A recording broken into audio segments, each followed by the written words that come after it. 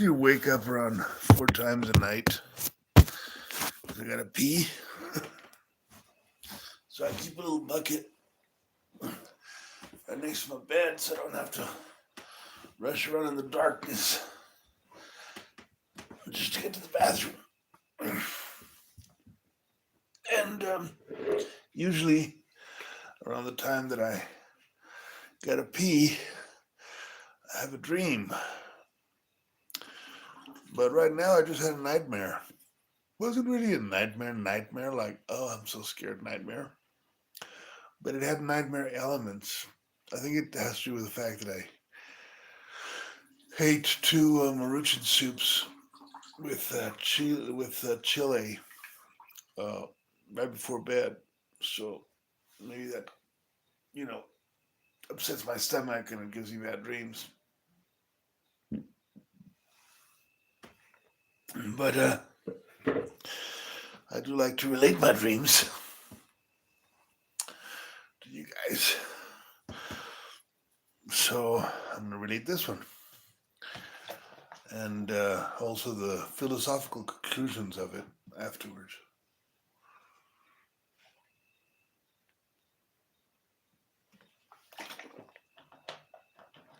I was with Sasha, my sister,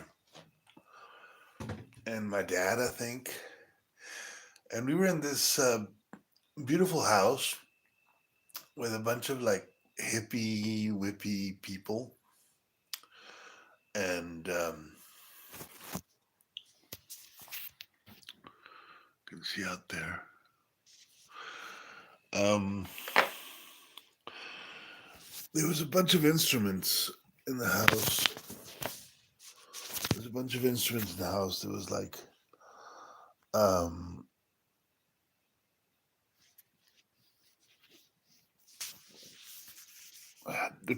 electric guitars, and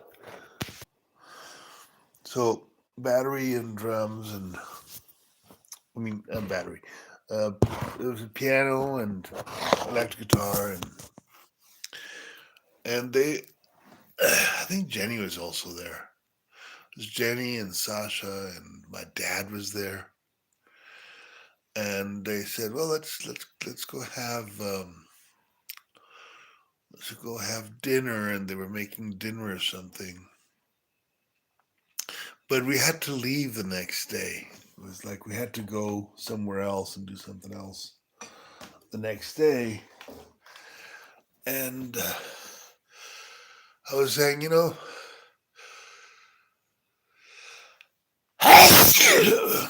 let's play some music. And then everybody was like, no, no, I'm not down. Can't play music right now. And I was like, no, let's play some music. And everybody was like, no, we don't want to play music right now. And finally I said, well, I'm going to go play some music. And I picked up the electric guitar. And everybody was like, no, it's too loud, it's too loud, it's too loud. Okay. So I went to the piano and I was like, started playing piano. We gotta go. Come have dinner. No time to play the piano. And I was really upset and disappointed by this. Because I knew that we couldn't play music afterwards. We had to play now or we wouldn't have a chance to do it later.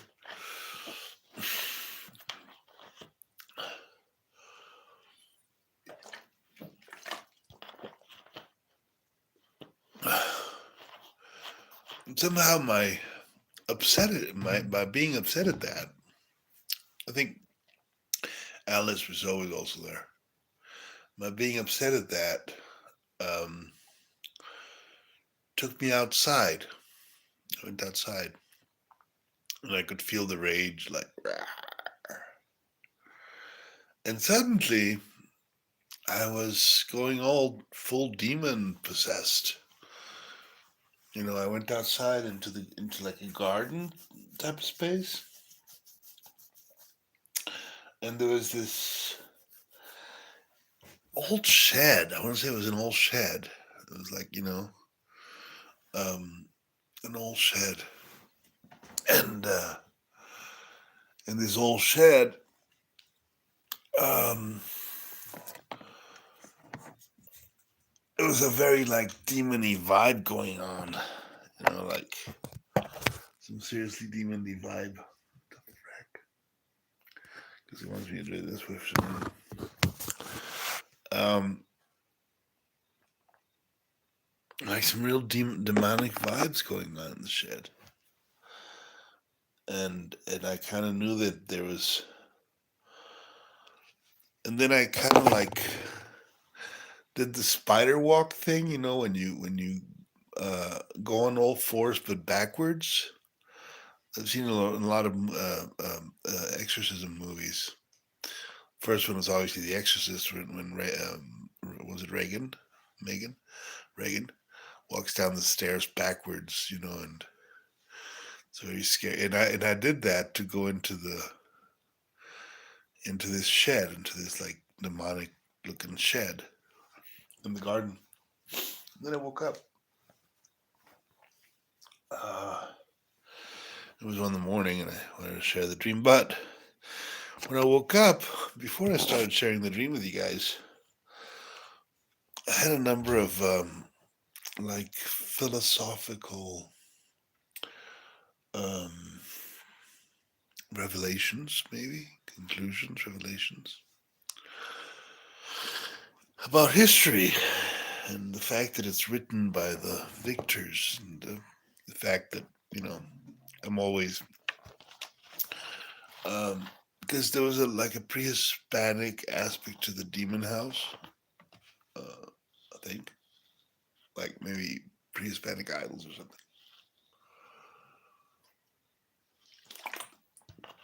So I woke up with this insight that I wanted to share with you guys from that. Not really a nightmare. I mean, sure, I did the spider walk demon thing, but then the idea of demons, because, well, the last video I did, actually, I wrote it in my diary. I didn't do a video about it, but day before last was a really dense vibe in the air. Like, I told Alice Rousseau, I said, dude, there's something I had like this really deep sense of dread going on in me that I don't know why or what it's about. Like, I get this like spider sense, like before I get arrested or someone dies, or I always get this kind of like, and I had this sense of dread. I had the sense that something dreadful was going to happen day before yesterday. I was really frightened in a sense. I was frightened by what was going on. Today ate some mushrooms, by the way, so that also has an impact on my visions and dreams and shit. Anyways, so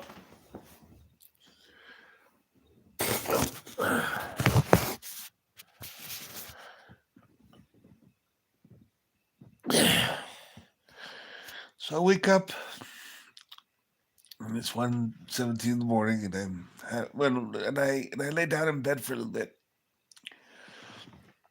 and I had this kind of meditation that I felt I should share with you guys at all costs.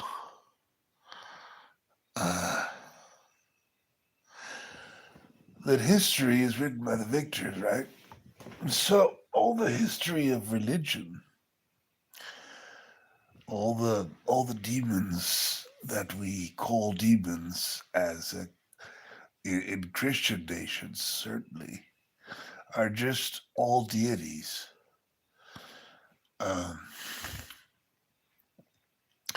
and even the Bible says, by their works thou shalt judge them. But for instance, right,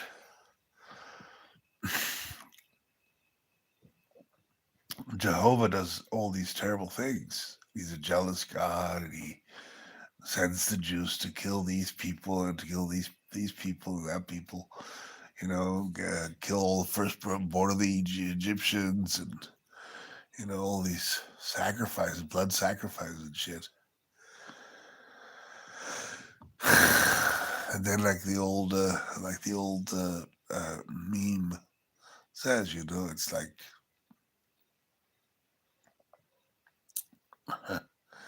sends people to eternal damnation uh, for not.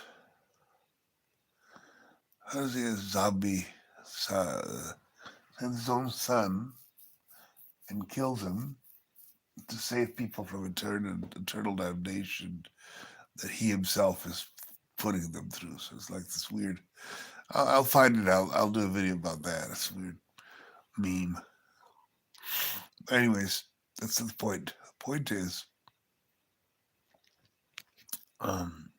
history is written by the victors. And certainly, as far as religion is concerned, the victorious religions have been the Judeo-Christian religions. So Christianity, Judaism, and Islam. Certainly, Islam is one of the most victorious religions there is, and they do have a tendency to demonize even Christians. Because they consider the Christians are idolaters for idolizing Jesus as the only Son of God. So Jesus was a great prophet, but he was not the only Son of God. So that's I think the schism between Islam and Christianity. But anyways, Christianity also demonizes other religions, especially pagan religions. Demonizes, like the Vikings and the Egyptians and the Celts, and St. Patrick goes and kills all the Druids, and he's a great hero because he's getting the snakes out of Ireland and all that type of shit.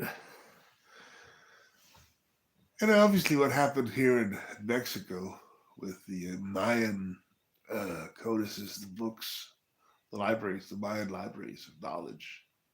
We didn't even know what what was written there, because the job they did on the Mayans and on the Aztecs was so utterly complete and devastating that any sliver of knowledge that was acquired by these people was forgotten and literally thrown to hell. And we're supposed to demonize their old gods like the Spanish did, when actually the Jewish God is even more bloody and sanguine than the Mayan gods. I mean, you think of the God of the Old Testament, he's not a nice guy. JC is a nice guy. JC does some nice things. He goes around healing people and shit. Not saying the book of Revelations. I mean, if that's JC doing all that trumpet shit, and that's kind of like some serious judgment vibes in there. But the acts of Jesus himself, they're pretty base. They're not bad at all. He goes around healing people, can't have anything wrong with that. And says, hey, I'm the Son of God. I'm one with God, which is kind of what old psychonauts are telling you people, But his devotees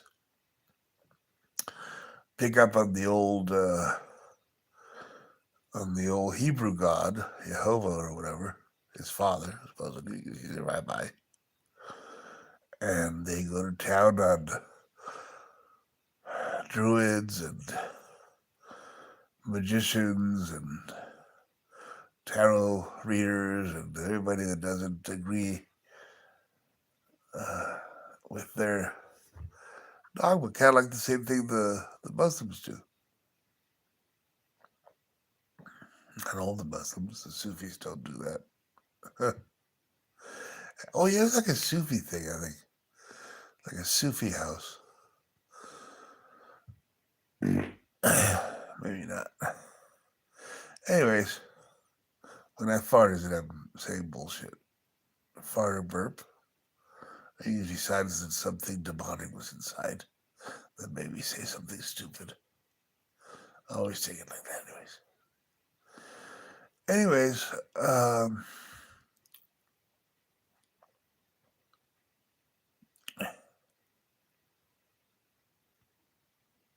So, so the good guys lose, and the bad guys win, and they impose their knowledge, their wisdom, not to make things better, but to be in control. What do I mean by that? I mean, Catholic Church didn't come to Mexico to make things better. Maybe they thought they did. Certainly, maybe Queen was it Elizabeth thought she did, but in fact they were enslaving all the natives and stealing their land and their religion and their history. It's even worse, and their freedom, enslaving them. Christianity is a religion of slavery. Slavery is one of the principal elements of the Christian faith. We are all slaves to Christ. That's kind of the way it works. And to be slaves to Christ, you have to follow a certain slave-like mentality that enslaves you to other people that are not Christ, like priests and preachers and your neighbors that tell you that you're being unchristian. So this whole idea, I mean, in many studies, I've seen that if you actually follow what Christ said, he would go around in rags or naked, healing people without a house, without money. I mean, if you follow Christ's life and steps and message really deeply, you are one of the 12 apostles and you're just following him all over the world, healing people by faith. I don't see the Christian church doing that. I see them taking their 10% tithing, and making a lot of putlocks, but also telling people how to live, especially people they consider pagan or different somehow. The whole LGBT XYZ bullshit. I mean, in that sense, the Gnostics historical losers as well. You know, they lost the war against Christianity. Certainly the Cathars did. Um, the Gnostics were right. I mean, uh, Satan or Lucifer or whatever, the devil, is the good guy. Why? Because he gives you the knowledge of good and evil, whereas Jehovah prohibits you from knowing good and evil and then punishes you with eternal damnation, even though all you're trying to do is allow your free will to exist. So, and when you talk to Christians about this, they give you a kind of like a God works in mysterious ways rap, which gets kind of tiring afterwards. Like, come on, by their fruits thou shalt know them.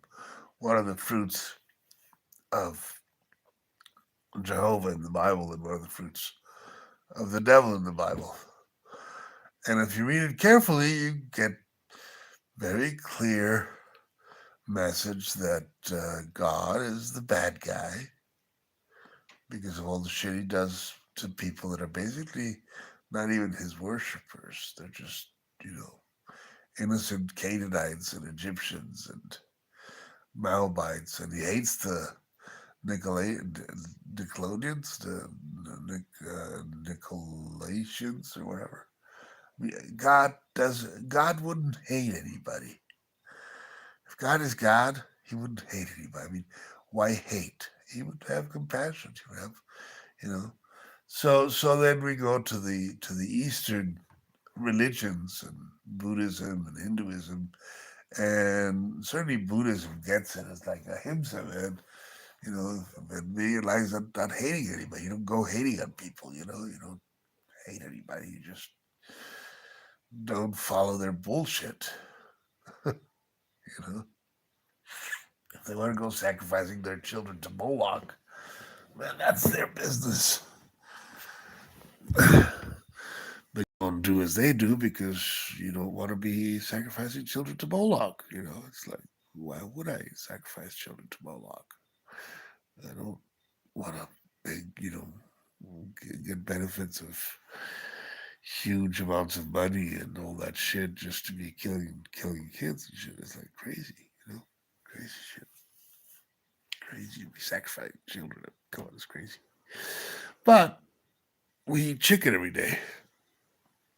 Well, not every day, but we eat chicken a lot, and pork and beef, and we don't give that a second thought.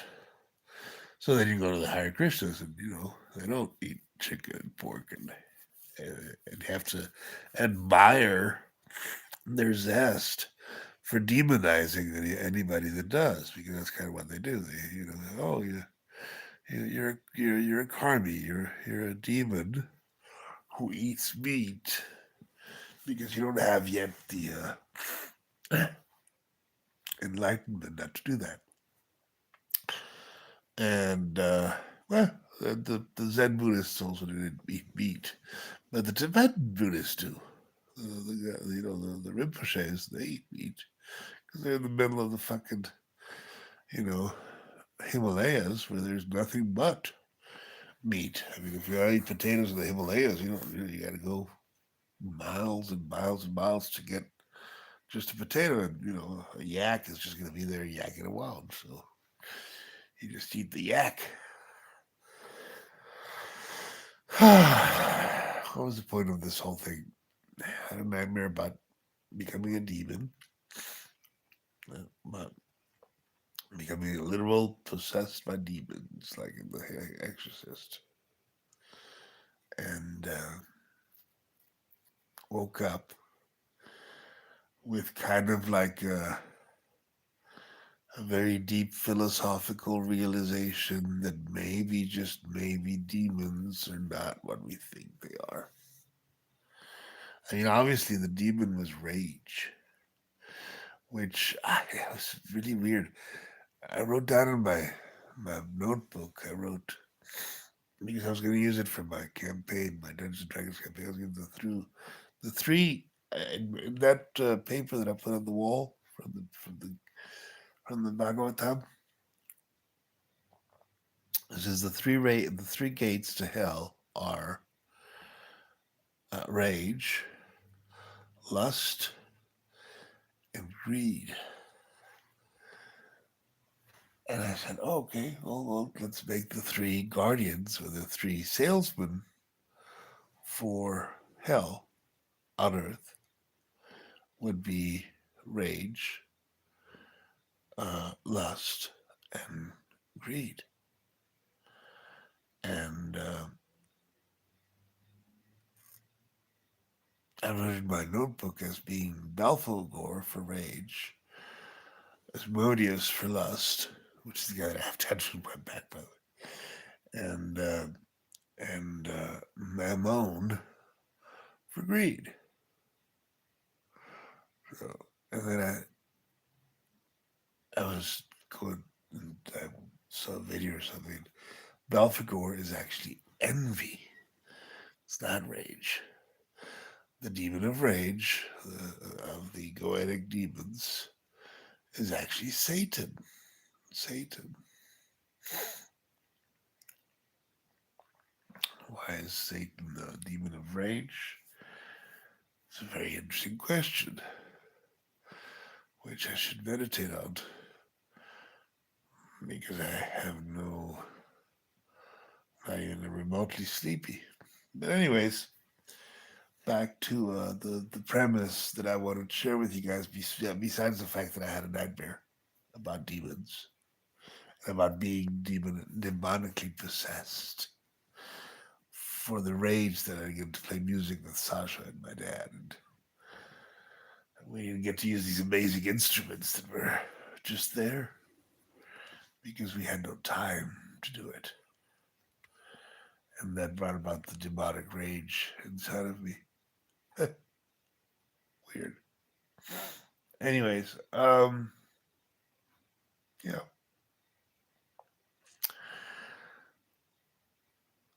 So, being demonically possessed, being on a one-to-one relationship with a demon. Demons possess you, they come into you, they become you, they take your body for a little ride. Now, oh yeah, um,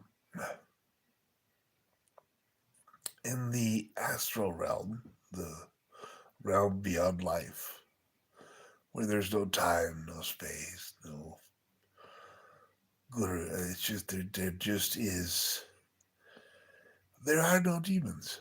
Demons are angels. Everybody's forgiven, everybody's happy, everybody's brothers and sisters. Because everything is eternal. Eternal darkness is eternal. And nobody wants to hang out there. And it's like, whoa, what are you going to do up there? You know, eternal darkness is like eternal loneliness. Like, nobody's going to hang out with you because you're being an asshole eternally. So you go out and hang out with, somebody like the Archangel Michael and Lucifer. Well, they're probably just chilling out after their little spat, because otherwise they're not enlightened. If they're wanting to wish eternal hell on somebody, they're probably not very cool. They're probably not very good guys, you know? So there is no hell. There's just love and life eternally, because that is the highest form, and that is God. And the Alpha and the Omega cannot be the Alpha and the Omega if there's hate in it, because the Omega and the Alpha is love. It's good. God is good. And if God is that good, it's not God. You know what I'm saying? If God is that good, it's not God. And a God that demonizes or condemns or hates, it's not a God. It cannot be a God. God is a good guy. God is the guy that loves and pardons, and which brings us back to Judas and Jesus, Judas, condemned to be the most hated man by all the Christians. And in the Gnostic Gospels, well, he's the guy that permits Jesus to be Jesus. He's only the guy that allows Jesus to be Jesus by Jesus's request. Jesus requests that Judas do the sacrifice of being the bad guy, of poisoning the well, so to speak, so the prophecy can become true. So if Jesus asked Judas to be the bad guy for him, the fall guy, the pansy, who's the bad guy? Well, if you understand that what Jesus did was a sacrifice, no one's the bad guy. There is no bad guy. Because he's trying to teach us a lesson. He's trying to give us a kind of like profound understanding of the nature of evil. Or not.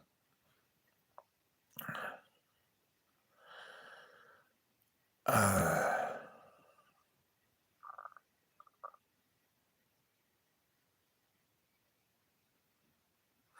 or not. I could be wrong about everything. Always have to have the humility to know that you can be wrong about everything. Otherwise, what the fuck are you doing with your life? Being always right. But demon possession, a good thing or a bad thing? That's the question.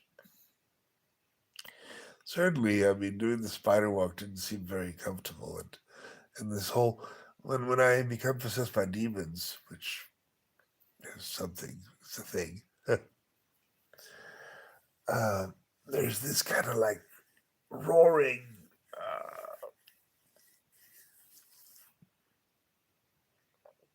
In dreams, obviously. Uh, breath thing. The demonic thing enters through the breath. It's like a breath that comes in. You know, and something like that comes in. A breath that comes in, a dark breath, a dark. And why do I say dark? Because it's about rage. Because rage is the main element. But not just any rage, a cosmic rage, like a profound. Now, maybe there is a place for the cosmic rage. Maybe there is something terrible about reality itself. Maybe the essence of reality itself is dark and foreboding because death is always there, taking us away from life and memory, making us forget that there is no death.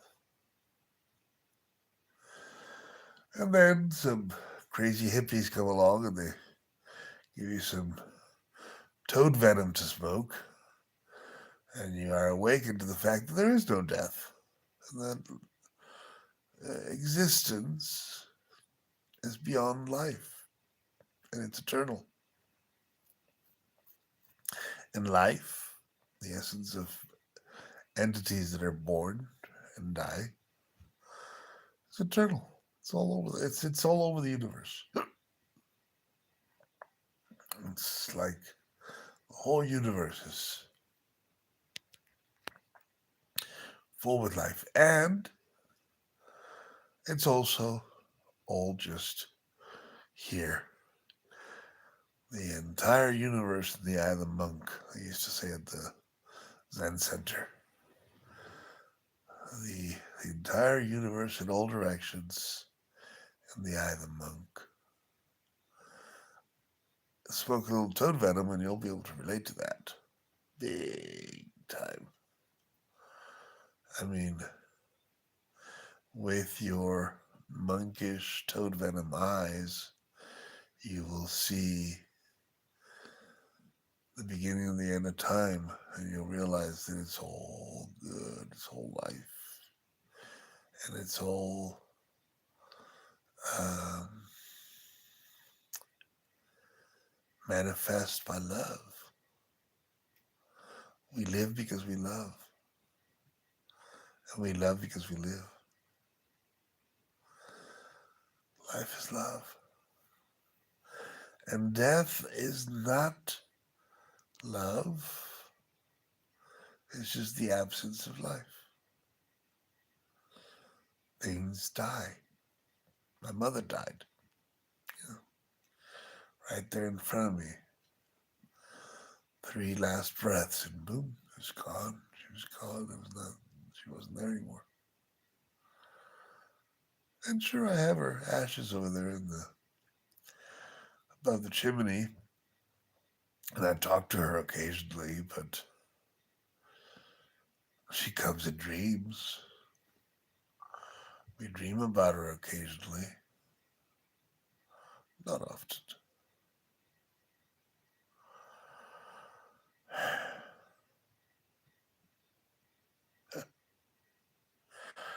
Anyways, that was the nightmare, and I was thinking of Mom. I'm missing her today. I'm missing her this whole week, I suppose. Had a lot of fun with her. She's a fun person to be around. And she can be terrible too. Fun and terrible at the same time. Like old dualities. Alice Rousseau can be great fun, can be terrible, especially in the expensive money situation. But now I'm just rambling. And what I wanted to talk about was this dream